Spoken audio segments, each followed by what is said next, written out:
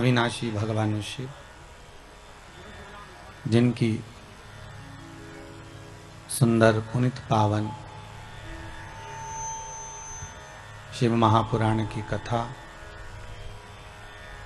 श्रवण करने का सौभाग्य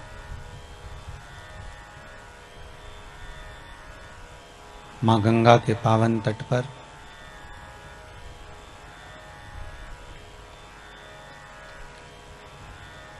उत्तर प्रदेश की ये पावन धरा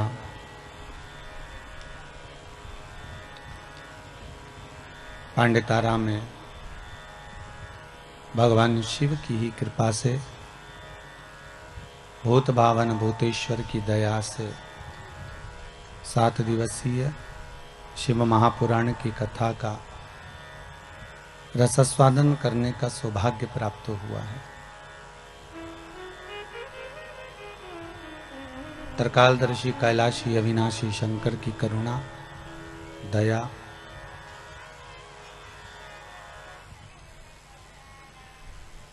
जो अपन सब भगवान शिव की ही कृपा से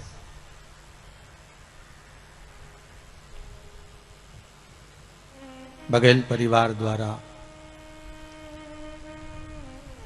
भूत भावन भूतेश्वर शंकर की कथा का रसास्वादन ग्रहण कर रहे हैं।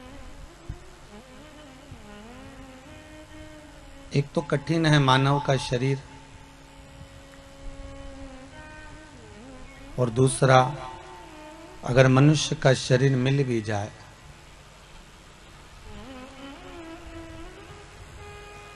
तो उस समय भगवान का भजन करना और कठिन।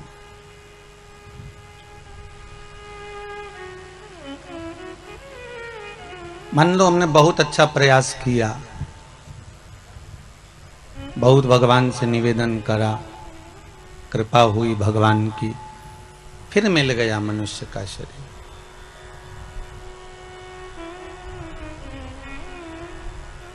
पर उस मानव के शरीर को पाने के बाद अगर हम भगवान की भक्ति से वंचित रह जाएं, भगवान की दया से, कृपा से या उसके भजन से हम दूर रह जाएं, तो फिर इस मनुष्य शरीर को पाने का कोई सुख नहीं।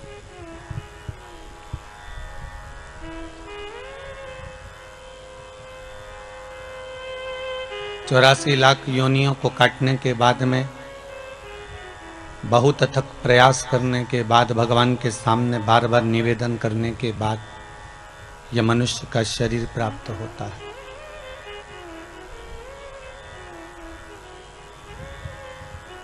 किसी व्यक्ति ने एक प्रश्न किया है कि गुरुदेव,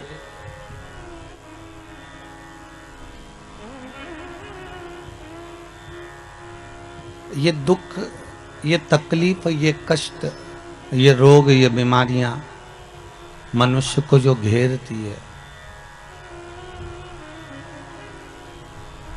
ये दुख, ये तकलीफ, ये कष्ट जो मानव को आते हैं, इसके आने का कारण क्या है?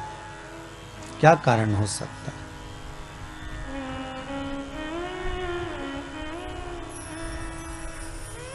क्या हमने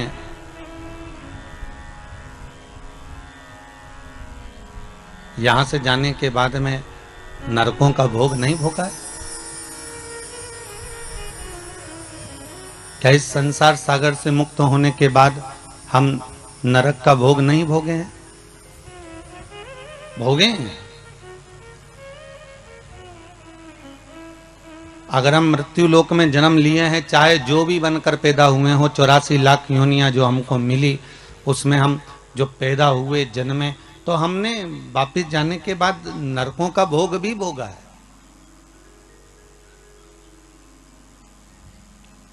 पर हो सकता है कि वो नरकों का भोग भोगते भोगते जब हम थक गए हों, तो भगवान से ही हमने प्रार्थना कर ली हो कि प्रभु अब तो क्षमा करो, और एक काम करो कि अब हमको वापस मृत्यु लोक में जन्म दे दो, बाकी का बचा कुचा वहां पर भोग लेंगे। अभी दुर्गापुर बंगाल में जब कथा थी तो उसमें हमने एक बात कही कि जैसे कोई व्यक्ति हॉस्पिटल में एडमिट है,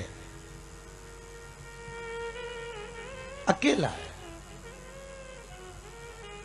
और कम से कम 15 दिन तक एडमिट पड़ा हुआ है, और वो पड़ा रहने के बाद में वो बार बार डॉक्टर साहब से कहता है, डॉक्टर साहब मेरी खेती है, मेरी फसल बिगड़ जाएगी और मेरे साथ में कोई देखने वाला नहीं है, संभालने वाला नहीं है, आप कुछ कृपा करिए और एक काम करो, मेरी छुट्टी कर दो।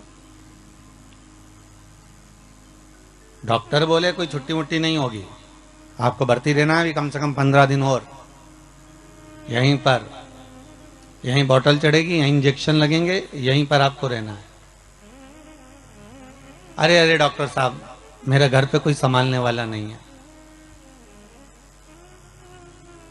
मैं आपके हाथ जोड़ता हूं, मैं आपके पांव पड़ती हूं कि आप बस कुछ दिन के लिए हमारी छुट्टी कर दीजिए और हमको घर जाने दीजिए।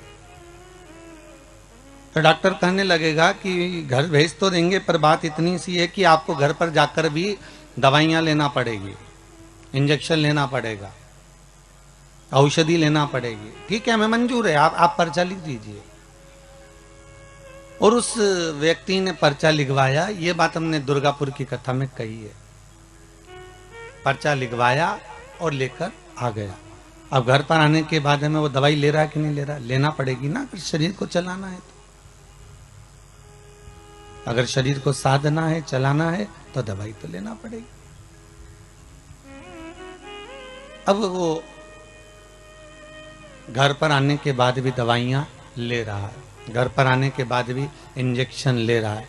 अब वो दवाई मीठी है कि कड़वी है, अब वो दवाई कैसी है, ये तो लेने वाला ही जान सकता है। ये तो लेने वाला ही जान पाएगा कि उस दवाई में क्या है, औषधि मीठी है, कड़वी है, कैसी है, तो ये वो ही समझ सकता है। आप तो बस पर्चा लिखवा के लाए और आपने दवाई लेना प्रारंभ करी। बस यही की यही हाल हमारा है। हम भी अपने प्राणों को त्यागने के बाद जब हम पहुंचे भगवान के दरबार में, हमने पहुंचकर भोग भोगा, हमने नरकों का भी भोग भोगा, हमने स्वर्ग का भी भोग भोगा।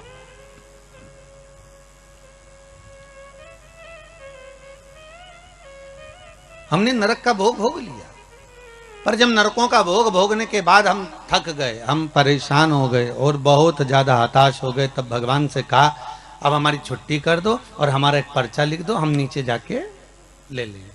अर्थात जो बचा कुचा भोग है नरक का, बचा कुचा दुख है, तकलीफ है, कष्ट है, वो मनुष्य के शरीर में हम नीचे आकर क्यों भोग रहे हैं? क्योंकि हम उस परमात्मा से पर्चा लिखवा कर लाए हैं कि हमको बाकी का भोग हम घर जाकर भोग लेंगे, हमको जाने दीजिए, हमको यहाँ रहना नहीं है, अब हमें यहाँ से मुक्त कर दीजिए, अब हमको यहाँ से जाने दो,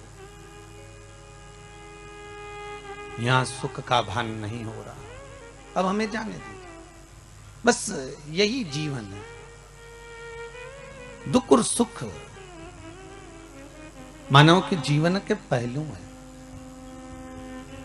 और संसार सागर में अगर उसने जन्म लिया है, संसार सागर में अगर वो आया है,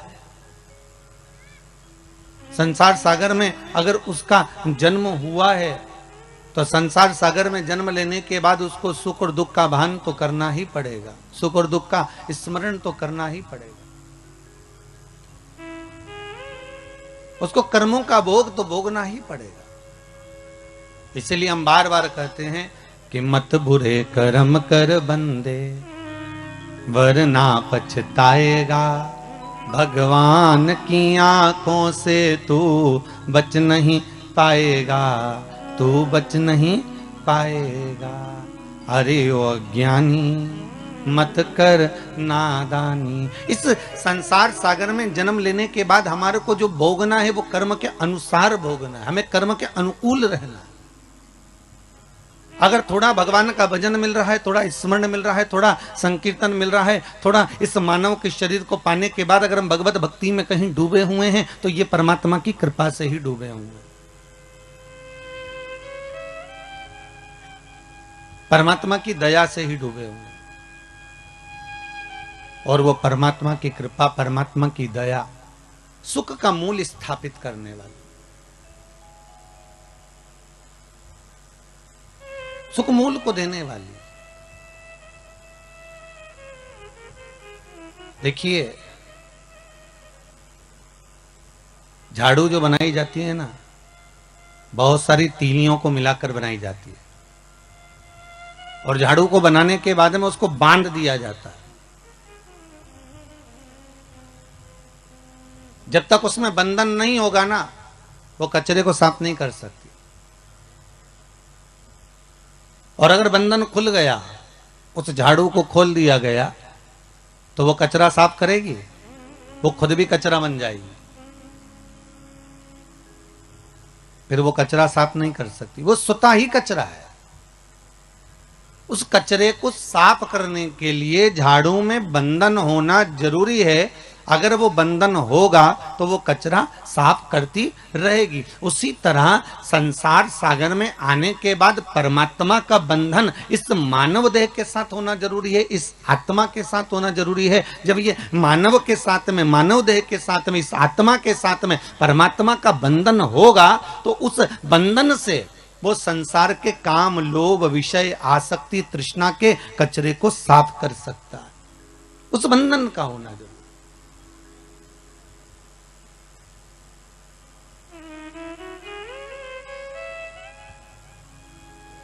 और यदि मानव का देह मिलने के बाद भी हम उस परमात्मा से नहीं बंधे, उस परमात्मा से हमारा बंधन हो ही नहीं पाया, उस परमात्मा से हम एकाग्रचित्त हो ही ना पाए, तो फिर उसका कोई सुख नहीं है, उसका कोई आनंद नहीं।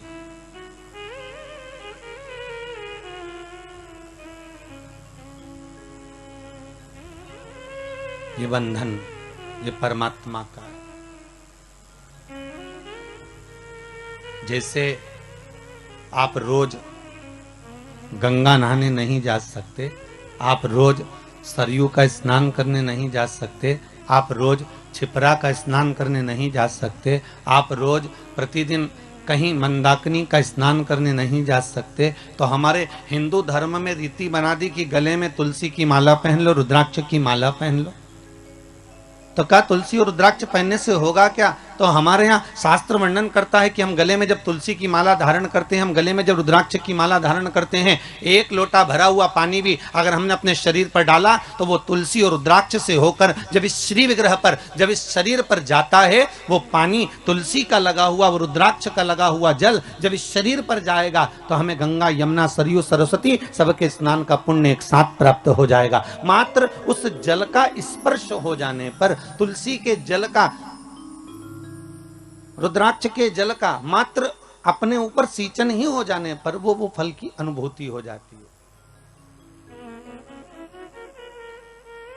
वो फल प्राप्त हो जाता है।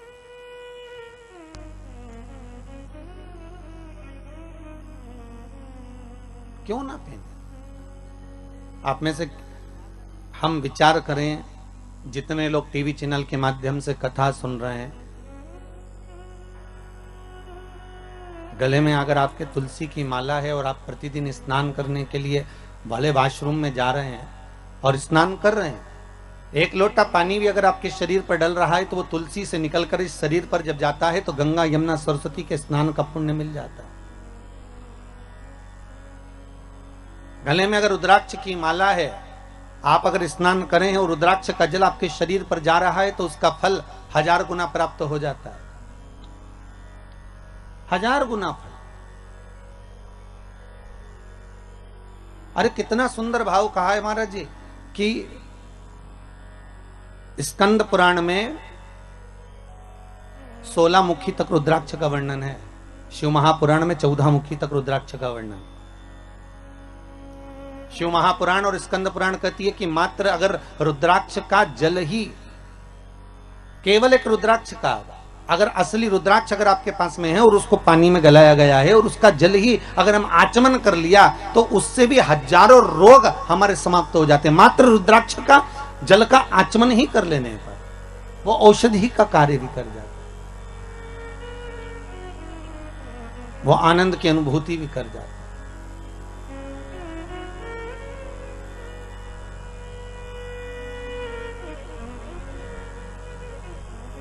शिव पुराण कहती है शिव महापुराण वर्णन करती है कि ब्रह्मदेव भगवान ब्रह्मा भगवान शिव के पास जाकर कहते हैं कि अब इस सृष्टि का जो निर्माण है, इस सृष्टि का जो निर्माण मुझे करना है, उसमें संसार की जितने जीवों का हम निर्माण करेंगे, उन जीवों को जीवित रहने के लिए कुछ ना कुछ सुख हमें किसी के साथ जोड़ना पड़ेगा।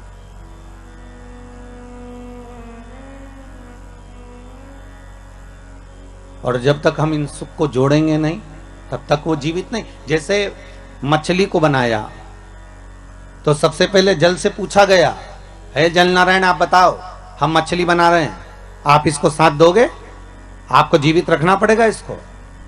तो जल ने कहा क्यों नहीं, अगर ये मछली जब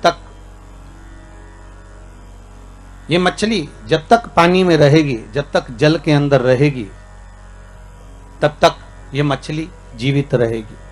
अगर ये जल में है, अगर ये जल में विराजमान, तब तक ये जीवित है। बस इससे निवेदन केवल इतना है कि ये मछली जल से दूर ना जाए। मेरा संग अगर इसके पास में है, मेरा साथ अगर इससे जुड़ा हुआ है, तो ये फिर मरने वाली नहीं है, ये पक्का है। ठीक है, मछली से कहा आपको जल के अंदर रहना पड़ेगा, जल का संग मत छोड़ना, तो आप जीवित रहोगी। मछली ने कहा ठीक। फिर वृक्षों को देखा, क्योंकि 84 लाख योनियों में 20 लाख योनि तो ये वृक्ष पेड़ पौधों की है।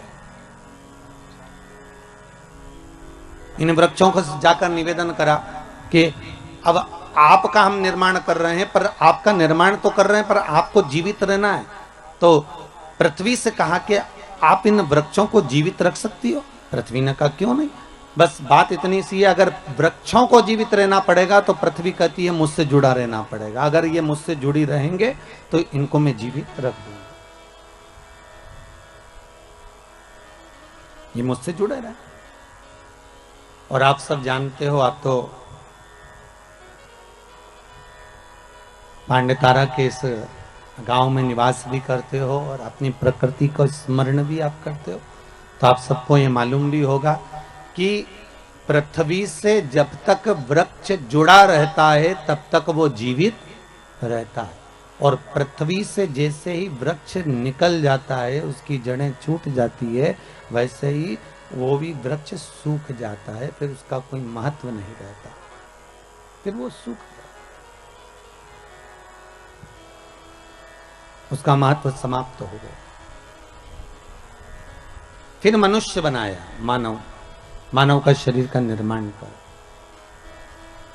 तो मानव शरीर का जब निर्माण करा तो ब्रह्मदेव ने डायरेक्ट जाकर भगवान देवाधिदेव महादेव से निवेदन करा, भगवान शिव से, हर हर महादेव। भगवान शंकर ने पूछा क्या बात है ब्रह्मा जी, आज तो आप हमारे पास में आयो हो, क्या गया ऐसा, कैसे आना होगा?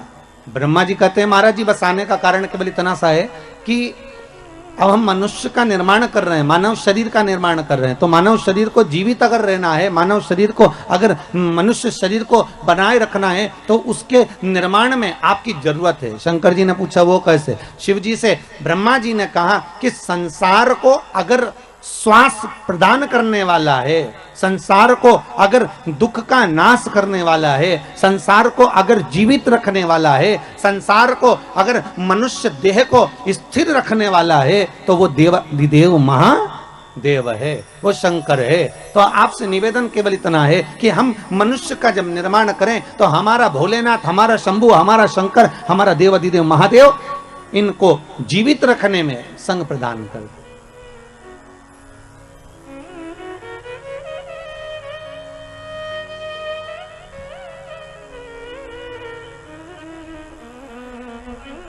इनको जीवित रखना है। अगर मनुष्य को जीवन दान दिया है तो ब्रह्मा जी कहते हैं कि शंकर आप ही दे सकते हो। फिर वही वाली बात आ गई, महाराज जी बहुत ध्यान से सुनना, सबसे कठोर धातु लोहा, लोहे की तलवार बनती है, लोहे की गुप्ती बनती है, लोहे का फरसा बनता है, लोहे की बंदूक बनती है, सबसे कठोर धातु है लोहा। लोहा ये विचार करता है कि अगर मैं चाहूं तो संसार को नष्ट कर दूं, मैं चाहूं तो किसी को भी मार सकता हूं। पर लोहे को जब अहंकार आ गया तो लोहे के सामने अग्नि आकर खड़ी हो गई और अग्नि ने कहा तो चिंता मत कर, तुझसे ज्यादा कठोर मैं हूं, मैं कभी भी तुझे गला सकती हूं। और लोहे को अग्नि गला देती है। फिर एक दिन अग्नि को भी अहंकार आ गया और अग्नि ने विचार करा कि मैं इतनी प्रबल हूं कि सब जगह पर आग लगा सकती हूं, सबको नष्ट कर सकती हूं। तो वहीं आकर पानी खड़ा हो गया। पानी ने कहा घबरा मती, तुझसे ज्यादा कठोर मैं हूं। एक लोटा पानी डाला ना, ठंडा कर दिया। अब पानी को अहंकार आ गया। पानी को लगा कि मैं सबसे ज्यादा कठोर, कहीं पर भी तहलका मचा सकता हूं, हर किसी को नष्ट कर सकता हूं, किसी को भी डुबा सकता हूं, किसी के भी घर बस्ती को मैं पानी में ले जा सकता हूं। तो पानी के भीतर अहंकार था, वहीं पर आकर मनुष्य खड़ा हो गया। मनुष्य ने कहा चिंता मत कर, एक लोटा पानी भरा, वहीं खड़े खड़े डकार गया। ले अब देखिए, लोहे से ज्यादा कठोर अग्नि, अग्नि से ज्यादा कठोर पानी, पानी से ज्यादा कठोर मनुष्य। और मनुष्य ने विचार करा कि मैं सर्वस्व हूं, मेरे बराबर कोई नहीं हो सकता। अहंकार में जब मानव डूब गया तो मनुष्य को बीमारी निगल गई। बीमारी ऐसी लग गई, बीमारी ने कहा तुझसे ज्यादा कठोर मैं तुझे पूरा निगल सकती हूँ। एक बीमारी मनुष्य के शरीर में लगती है और वह अच्छे अच्छे सूरमा को भी निगल जाती है। पर बीमारी ने विचार करा कि मेरे बराबर कोई नहीं हो सकता, मैं अच्छे अच्छे को निकल गई, अच्छे अच्छे सूरमा को भी निकल गई। तो बीमारी ने जब अहंकार करा, उतने समय में स्वयं कालों का काल महाकाल आकर खड़ा हो गया और बीमारी को ही निकल गया। क्योंकि अकाल मृत्यु वो मरे जो काम करे चंडाल का, और काल उसका क्या बिगाड़े जो भक्त हो महा काल का। भगवान शंकर की अगर आराधना कर रहे हो, शिव की उपासना कर रहे हो, शंकर की भक्ति में अगर डूबे हुए हो, शिव आराधना में डूबे हुए हो, अगर शंकर के अनुमोदन में डूबे हुए हो, तो ये पक्का है कि काल भी आपको कुछ बिगाड़ नहीं सकता। काल भी नहीं बिगाड़ सकता। बस थोड़ा जागरूक हो। आया है। अब लोग कहते हैं गुरुजी कोरोना महामारी आई है, बड़ी विचित्र आई है। बिल्कुल आई है। ये कोरोना वायरस आया है गुरुदेव, बहुत बर्बाद कर रहा है। गांव की गांव, नगर की नगर, शहर की शहर। देखो आप महाराष्ट्र की स्थिति,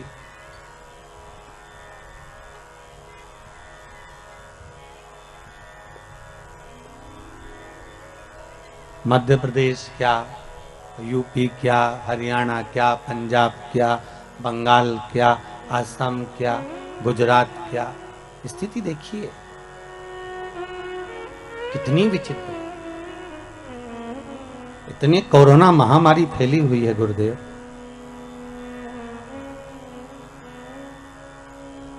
भय सा लगने लगा है। ऐसा लग रहा है कि ये मौत का एक जाल बिछा दिया गया। पर शंकर की कथा कह रही है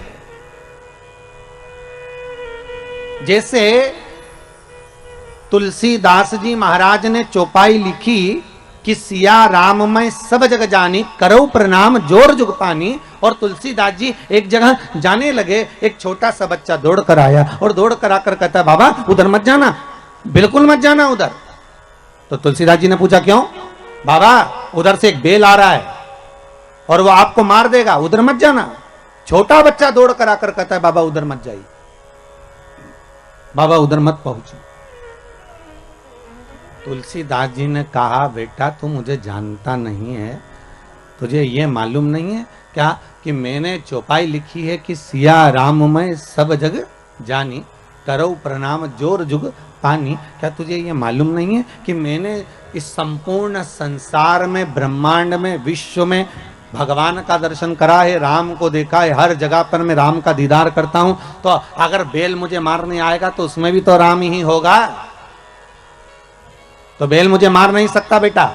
और बच्चे को समझाकर तुलसीदास जी आगे बढ़ गए। सामने से बेल आया, तुलसीदास जी को सींग पर उठाया, पटक दिया, पांव से रोंदा चले गया। तुलसीदास जी दौड़ते हुए आए, घाट पर बैठकर उन्होंने कलम उठाई और चौपाई काटने लगे। जैसे ही चौपाई काटने लगे तो हनुमान जी सामने आकर खड़े हो गए। हनुमान जी ने पूछा तुलसीदास क्या कर रहे हो? तुलसीदास जी बोले रामायण की चौपाई काट रहा हूं। कौन सी? सिया राम मैं सब जगह जान, मैंने सब में राम देखा, हर एक में मैंने राम का दर्शन करा, इसलिए उस चौपाई को मैं काट रहा हूं। क्यों काट रहे हो? कि जब मैंने सब जगह राम को देखा, बेल में भी राम देखा, तो बेल ने मुझे क्यों मारा? हनुमान जी बोले, रे तुलसीदास, तूने बेल में राम को देखा और वो बच्चा बोलने आया था कि उधर मत जा, तो उसमें राम नहीं देखा? राम तो उसमें भी था ना। जब बच्चा बोलने के लिए आ रहा है कि उधर ना जाइए, तो क्यों जा रहे हो? कई लोग कहते हैं भगवान नहीं आ रहा बचाने के लिए, क्या शंकर नहीं आ रहा बचाने के लिए? कई लोग कहते हैं भगवान गुरुदेव तुम्हारा शिव कहां गया, तुम्हारा भगवान कहां गया, तुम्हारा प्रभु कहां गया, कहां गए वो राम और कृष्ण, कहां गए शंकर, कहां गए वो देवता? हम कहते हैं कि बार बार आकर कभी प्रधानमंत्री जी, कभी मुख्यमंत्री जी, कभी कलेक्टर, कभी डीएसपी, कभी एसडीएम, कभी डॉक्टर, कभी पुलिस वाले बार बार तुम्हारे सामने आकर कह रहे हैं कि मुंह पर मास्क लगाओ, सैनिटाइज का प्रयोग करो, हाथ को बार बार धो, सोशल डिस्टेंसिंग बना कर रखो। तो भगवान का ही तो रूप रखकर आकर बोल रहे हैं कि मत आप बाहर निकलो। उसके बाद भी तुम सारा नियम तोड़कर वही तुलसीदास जी जैसे कि बेल के सामने चले जा रहे हो, उस कोरोना महामारी में चले जा रहे हो, तो भगवान क्या करेगा? तुम खुद ही आगे बढ़कर ये कार्य करोगे और बाद में भगवान को दोष दो, तो भगवान को दोष क्यों लगे? क्यों लगे? किस लिए?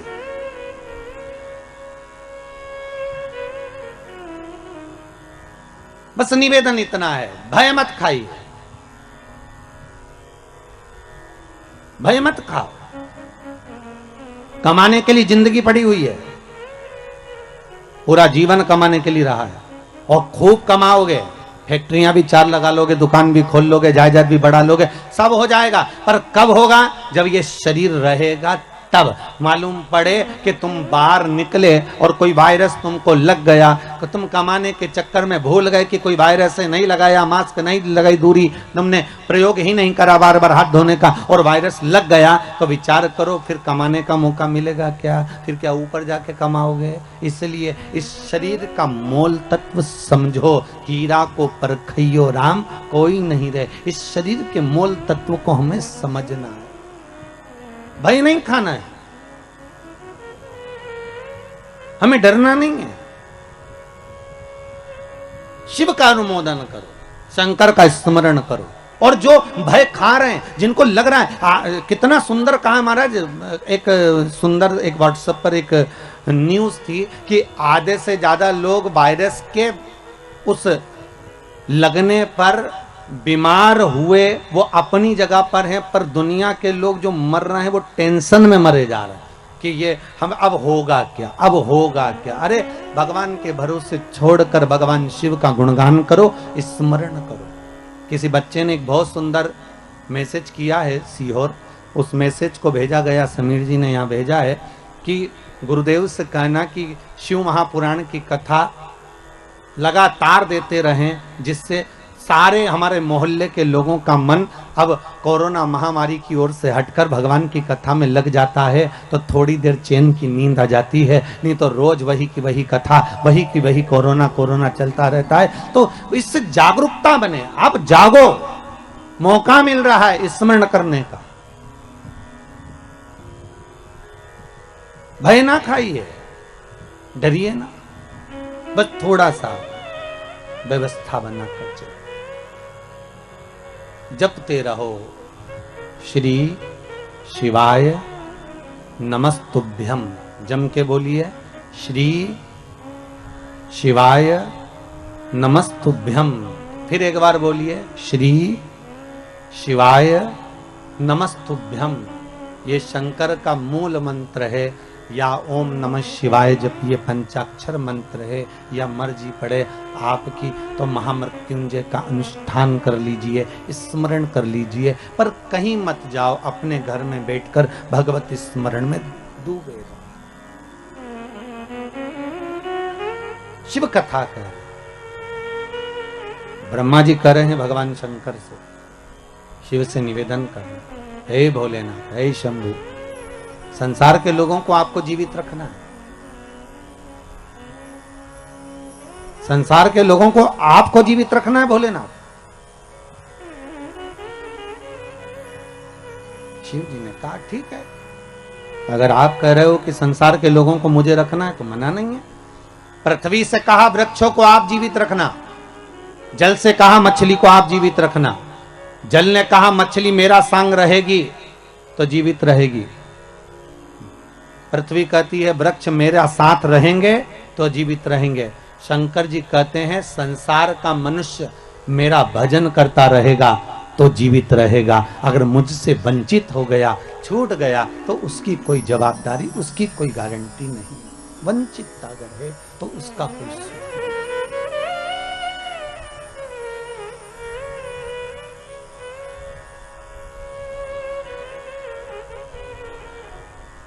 शिव स्मरण करो, शिव का अनुमोदन करो।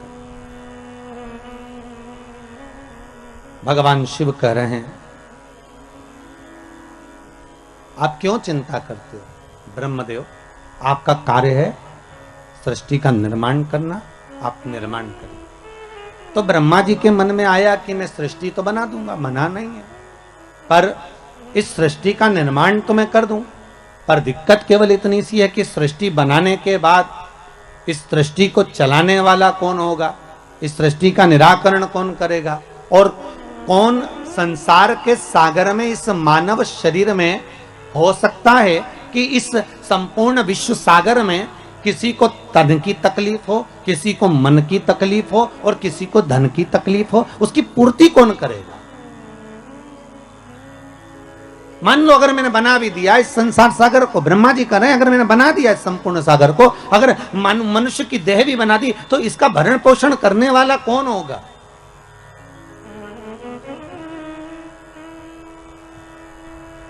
शिव कह रहे हैं ब्रह्मा आप केवल निर्माण करिए, बाकी का सब शिव कह रहे हैं कि मेरे ऊपर छोड़ दीजिए, आप मेरे ऊपर छोड़ दो। ब्रह्मा जी भगवान शंकर से विनती कर कर गए और भगवान शंकर भगवान विष्णु के पास में गए। भगवान विष्णु ने देखा कि आज शंकर स्वयं आए, स्वयं शिव। हमेशा भगवान शिव के पास में भगवान विष्णु पहुंचते थे।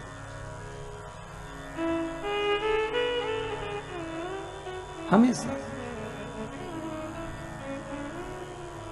और आज स्वयं त्रिकालदर्शी शंकर भगवान विष्णु के यहाँ, तो भगवान विष्णु उठकर खड़े हो गए कि भोलेनाथ आए हैं, आइए प्रभु पधारो, आपका आगमन हुआ है नाथ।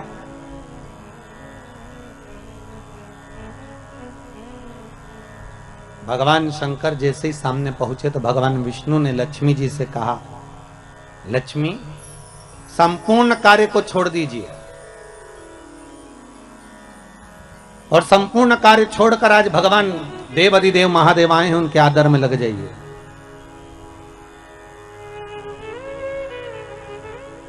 बड़ी मुश्किल से आए हैं, बड़ी मुश्किल से प्राप्त हुए हैं, जाओ इनके आदर में, इनके सम्मान में, इनके सत्कार में लग जाओ। जय।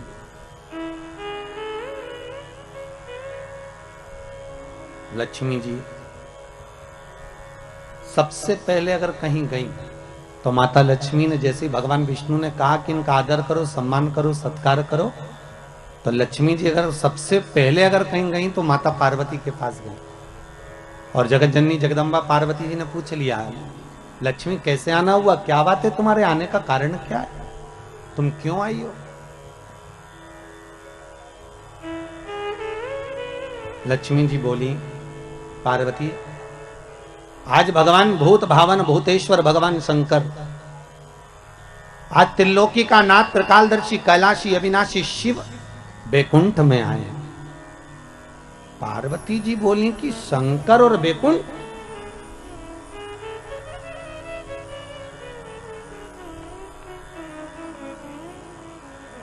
क्या चाहती हो? लक्ष्मी जी बोली बस चाहना क्या है, आपसे निवेदन केवल इतना है कि आप ऐसा कोई उपाय बता दो जिससे शंकर जी प्रसन्न हो जाएं, और मैं उनका आदर करना चाहती हूँ, सम्मान करना चाहती हूँ, सत्कार करना चाहती हूँ, शंकर को रिझाऊं कैसे, मैं बस इतना बता दो और कुछ नहीं।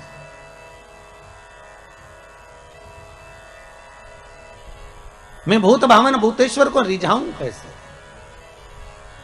मैं शंकर जी को मनाऊं कैसे, बस इतना बता।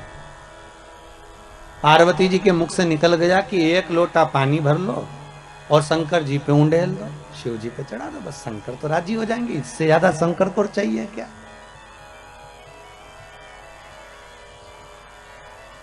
अब लक्ष्मी जी ने बड़े मन से पार्वती से कहा कि शंकर को पानी तो चढ़ा दूंगी मैं, पर एक निवेदन करूं मैं कि शिव को कौन सा जल प्रिय लगता है,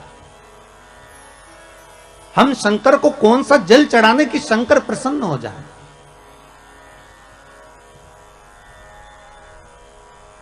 पार्वती, तुम्हारे घर में अगर कोई अच्छा जल रखा हो ना तो एक पात्र भरकर हमको दे दीजिए, तो हम शिव जी को चढ़ा देंगे। और शिव महापुराण की कथा बार बार कहती है कि मंदिर जाओ तो मंदिर का लोटा उठाकर मंदिर का ही पानी भरकर मंदिर के शंकर को मत चढ़ाओ। शिव महापुराण कहती है अगर शंकर को जल चढ़ाना है तो अपने घर का जल लेकर जाओ। किसके घर का जल? अपने घर का, दूसरी जगह का नहीं।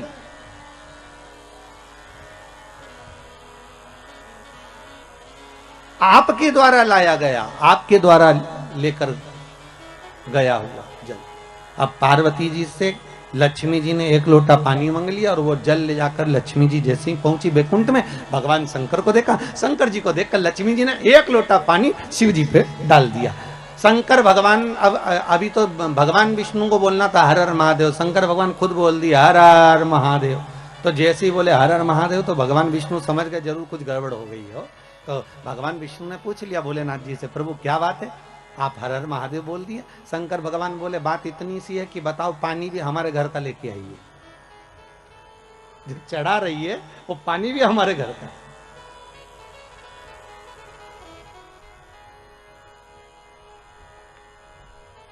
अरे कभी कंस के जन्म की कथा सुनी होगी आप लोगों ने भागवत जी में कि कंस का जन्म क्यों हुआ।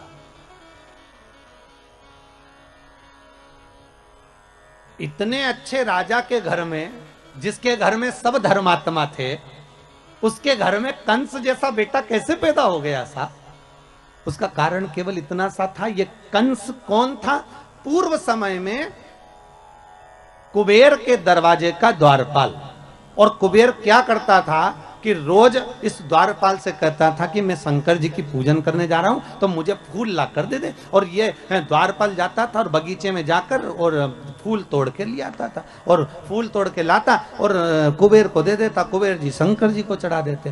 तो शंकर जी को चढ़ाते तो ये जो द्वारपाल था, ये जिसके बगीचे से फूल लाता था, ना तो बगीचे के मालिक से पूछता था, ना बगीचे के सेवक से पूछता था, ना पेड़ से पूछता था, ना वृक्ष से पूछता था, ना डाली से पूछता था, और फूल तोड़े और लेकर आया और भगवान को चढ़वा दिए। बस इसलिए तो यह शास्त्र कह रहा है भले फूल लाकर उसने दिए, शंकर जी को भले चढ़े, पर गलती एक कर दी कि जिसके पेड़ थे, जिसके वृक्ष थे, जिसका पौधा था, ना तो माली से पूछा, ना पौधे से पूछा, ना वृक्ष से पूछा, अर्थात फूल की चोरी कर कर भगवान को समर्पित करवाता था। इसलिए इसका कंस का जन्म हुआ।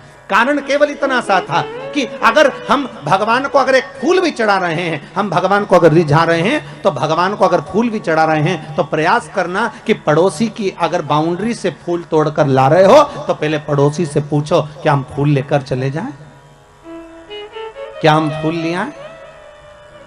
बघेल परिवार से भी निवेदन है, ध्यान रखना 7 दिन कथा चले, बेलपत्री भी अगर तोड़ कर ला रहे हो तो पहले जिसके घर में पेड़ लगा है उससे पूछो कि हमें ये बेलपत्री ले जाएं, हमें शिव पुराण पर चढ़ाना है, हम क्या फूल तोड़ लें, हमें पूजन के लिए चाहिए माता रानी के लिए या शंकर जी की पूजन के लिए चाहिए, हम दुर्वा तोड़ लें, या तो अपने बगीचे में लगा हो, अपने खेत में लगा हो, अपने गार्डन में लगा हो, अपने फार्म हाउस पर लगा हो, तो तुम प्रेम से तोड़ लो, कोई मना नहीं, क्योंकि वो तुम्हारा है। पर अगर किसी दूसरे के यहाँ से लेकर आ रहे हो तो पहले हमें पूछना पड़ेगा क्या हम आपकी ये वस्तु लेकर चले जाएं?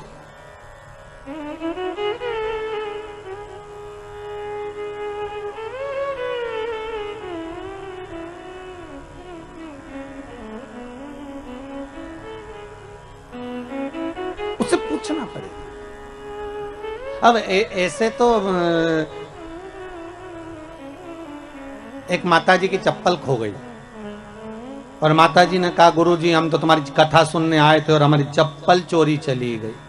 मैंने कहा अच्छा है, भगवान ने कृपा कर दी, तेरे वैसे ही समय बेकार चल रहा था, तेरा शनि राहु केतु दूसरा ले गया, अच्छा हुआ, भगवान ने बड़ी कृपा करी तेरे ऊपर। फिर तुम कैसे गई? आओ हम दूसरे की ले गए। मैंने कहा हे भगवान, खुद का शनि गया था, दूसरे का केतु पकड़ लाई।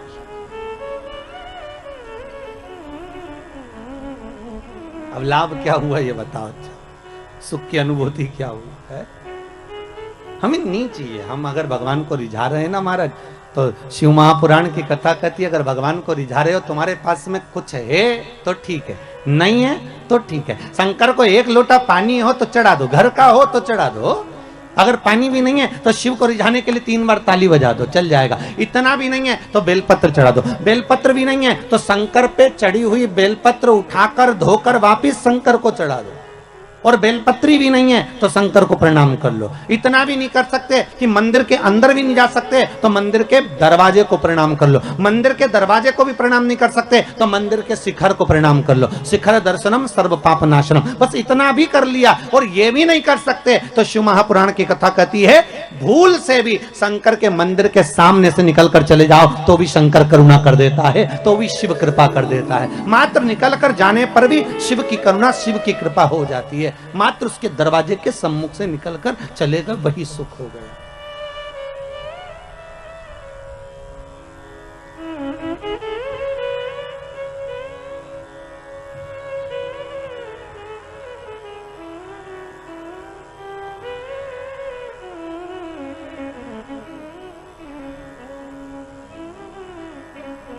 महाराज